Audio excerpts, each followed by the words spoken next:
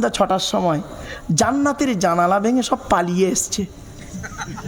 এই মুসলমানের বাচ্চা, মদ খাওয়া যেমন হারাম, মদ খাওয়া যেমন হারাম, সুদ খাওয়া তেমন হারাম, বিয়ের পণ নেওয়া তেমন হারাম, জমির আলচুরি করা তেমন হারাম, হুক মেরে কারেন্ট নেওয়া তেমন হারাম, পিতামাতার গালি দেওয়া তেমন হারাম, শ্বশুর শাশুড়ির গালি দেওয়া তেমন হারাম, ভাইয়ের হক মারা তেমন হারাম, বাপ মারা গেছে চাচা বেঁচে আছে, ছোট ছোট ভাইপোদের সম্পত্তি নিজের নামে রেকর্ড করে নেওয়া তেমন হারাম।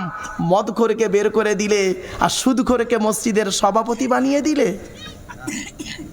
বাহ বাহ বাহ বাহ বাহ, কি ধর্ম! বাড়িতে গিয়ে ভাববেন, অসুবিধা হচ্ছে না? চলুন আরোটা এগিয়ে যাচ্ছি। এবার আসছি, এতক্ষণ আপনাদের কাছে জাস্ট সৃষ্টিকর্তা সম্পর্কে কিছু কথা আপনাদের বলে গেলাম। এবার আসছি নবীদের আলোচনা একটু যাচ্ছি। তার আগে একবার দরুদ শরীফ পড়ে নিন মন মতো। আল্লাহুম্মা সাল্লি আলা সাইয়্যিদিনা মাওলানা মুহাম্মদ ওয়া আলা আলিহি ওয়া সাহবিহি ওয়া বারিক ওয়া সাল্লিম। কতক্ষণ হবে ভাই? আর একটু হবে না বন্ধ করে দেবো? আর একটু হবে না বন্ধ করে দেবো? ঠিক আছে,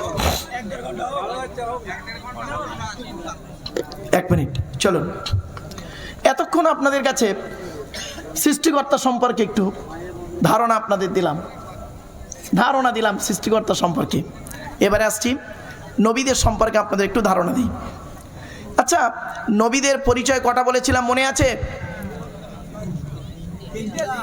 3টে। Thank you. নবীদের সৃষ্টিকর্তা আল্লাহর পরিচয় 4টে বলেছি, নবীদের পরিচয় 3টে বলেছি। বলুন বলুন। মদ হারাম খাবার, মসজিদ পবিত্র স্থান, তাই তাকে বের করে দিলেন।